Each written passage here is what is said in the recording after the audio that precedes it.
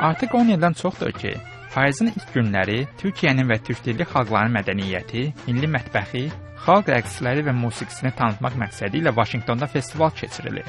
ABŞ paytaxtının ən populyar tədbirlərindən biri olan festival Amerika Türk Assosiasiyaları tərəfindən təşkil olunur. Təşkilatın üzvlərindən Ata İşdar bildirir ki, festival bir il aparılan iş və əməyin nəticəsidir. Onlarla könüllü bu festivalın təşkil olunmasında öz əməyini əsirgəmir. Bu tahmin ediyorum 10 yıldan fazladır yapıyoruz bu olayı ve sonuç olarak da her sene daha da katlanarak katılım artıyor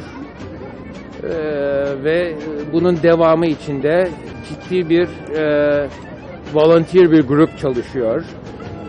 Tahminen 40-45 kişi bunun iznini almak için.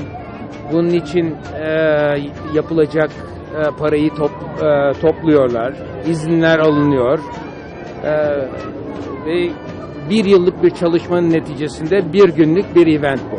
Azərbaycan ənənəvi Türk festivalında hər zaman musiqisi və rəqsləri ilə təmsil edilir.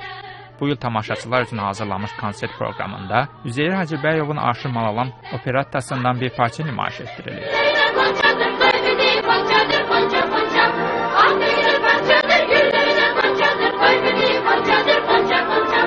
ABŞ-da yaşayan azərbaycanlılar bu kimi tədbirlərin türkdilli xalqların mədəniyyətinin Amerika cəmiyyətinə tanıdılmasında böyük əhəmiyyət daşıdığını deyir. Amerikalıları, yəni Türkiyənin mədəniyyətini, Türkiyənin musiqisini və Türkiyənin mətbəxini onlara göstərir və tanış eləyir. Biz də Azəri türkləri olduqları kimi belə bir tədbirlərə çalışırıq ki, həmişə belə bir tədbirlərdə iştirak eləyək və yəni türklərə öz dəstəyimizi bildiririk belə hallarda.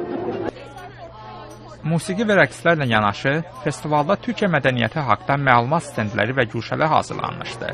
Türk festivalında ən böyük marağa bazar, türk qəhvəsi pavilyonu və dönər kabab səbəbi olur. Vaşinqton ətrafında türk restoranları gələnlərə öz ləzzət təamlarını təklif edirdi. Tədbirin təşkilatçılarından Dəməd Cabbar Amerikanın Səsinə müsahibəsində Amerikalıların hər il festivala marağı və rəğbətinin artdığını deyib. Amerikalılar zaten festivali çok seviyorlar. Dikkat ettiyseniz seyircilerin, katılımcıların %70'i Amerikalı.